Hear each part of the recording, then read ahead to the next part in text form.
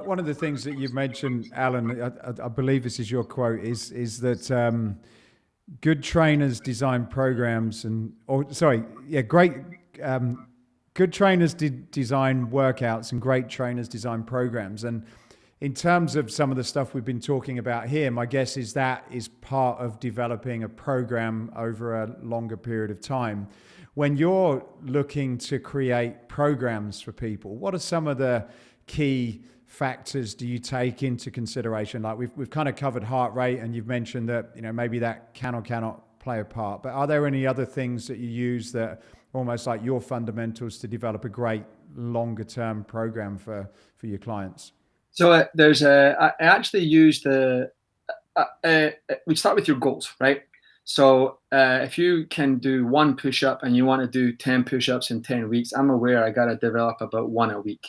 What will happen with that is it's kind of like chin-ups. Chin-ups might take you 12 weeks to get somebody to do 1, but by week 13 they can do sets of 3, right? Because once you can do 1, you can train it. So it's not going to be a linear process, but it's really, where do we want to go? Where are we now? And how long do we have? Right? Like, it's like designing a road trip. Like, where are we? Where are we going to go? And then I have this idea, right? Like if I know where we are and I understand progressive overload, I know what to do, right? Then I use the functional movement screen, which confuses a lot of people when they do it. I write my program first, and then I look at your movement screen and ask, does it suggest I take anything out because you have a limitation? Or does it suggest I add something to improve something that's a little deficient, right? I don't use it to direct my programming, right? I use it to be like, is there something in this screen that suggests that you shouldn't be doing overhead pressing, for example, until we improve thoracic mobility? So I train, it will be depending on your goal, and I kind of do a needs analysis to see what you need. And if I have a gym and a space to have you do conditioning, we can get it done, right? But it's really that the whole idea of any assessment or screen is just to establish a baseline of where we're at, right? Like, you know, I want to be able to do 20 push-ups. And how many can you do now? 19. All right, I can get that pretty soon, right? I want to be able to do 50 push-ups. How many can you do? None. I have 2 rotator cuff tears. That's going to be a slightly different challenge, right? But it's where do we start, and what is my process is like a sort of needs analysis, looking at how you move it in the functional movement screen. Again, it's based on those movement patterns I talked about: squat, hinge, lunge, single leg stance.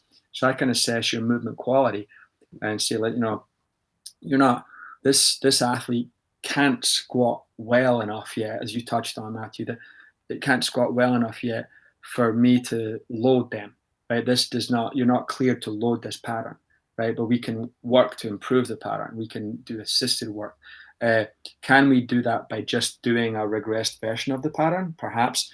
Or do I need to go further, as Pete touched on, and isolate the limiting factor and work on that? So really that's the Alwyn Cosgrove Program Design 101 model. Where are we going? Where do we start? How long have we got, right? That timed thing, though, I've seen you mention that in a few of your videos, and I think that's a really important part, because I think I've interviewed a lot of people and asking similar types of questions, but the time bit is one that's never really come up. And when you gave that example of, have you got 2 hours, 3 hours, 5 hours, when you start thinking it in that way, it does really change the approach. I don't know whether that's something you use, Pete, or whether I've just sort of never thought of it that way, but it was a real sort of a big thing. I think everybody does it. I just maybe verbalize that where some people don't, right? Like, if my goal is to improve push-ups and I can give Pete 5 minutes a week, we're probably not doing squats, right? Like, we're probably building it around that, right? Well, most people doesn't have the time, though. I guess that's the thing. That's their challenge. And then they're trying to do something thinking they've got more time maybe than what they have. Yeah, I've never had anybody show up at the gym and just say, man, I got nothing to do. Could you fill my day with workout stuff?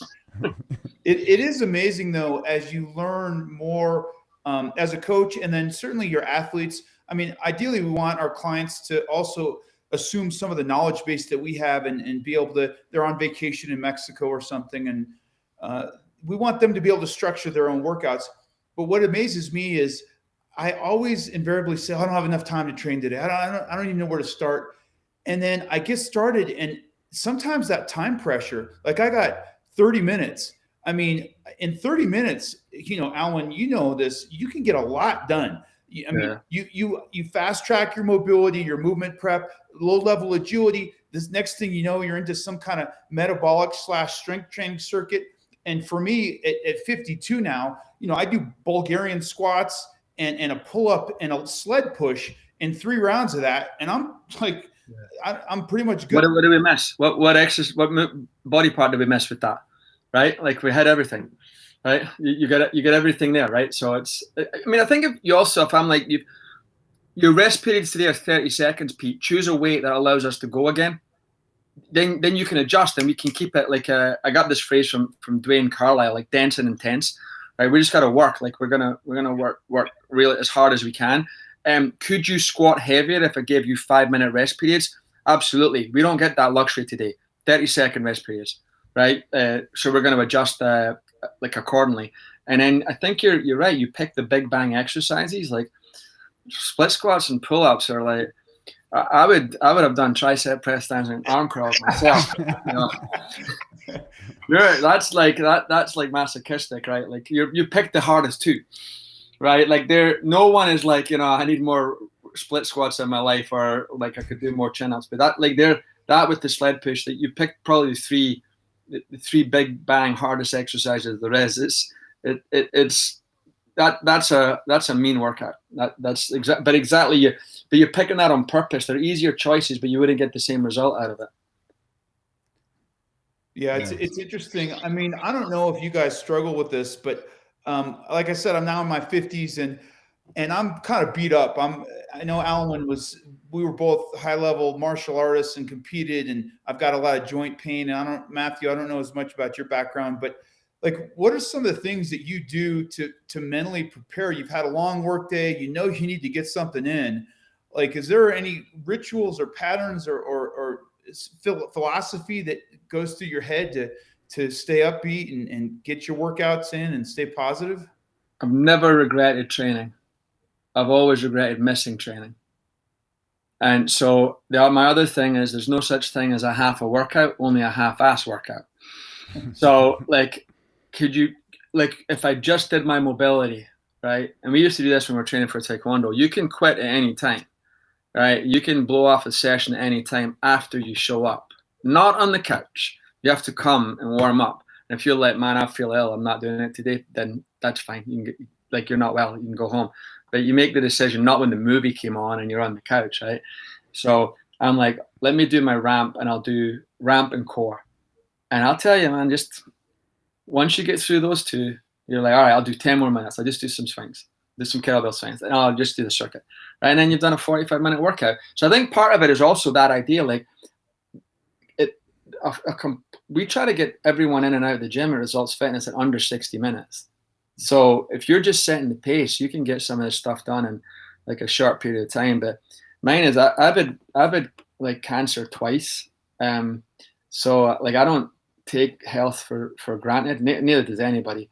But I'm just like, listen, I have to do something, right? I'll get up early and do something if I'm flying out early. Like I've never regretted training. I have regretted missing workouts, right? So that's one of my other quotes is, while I really regret that workout, said no one ever.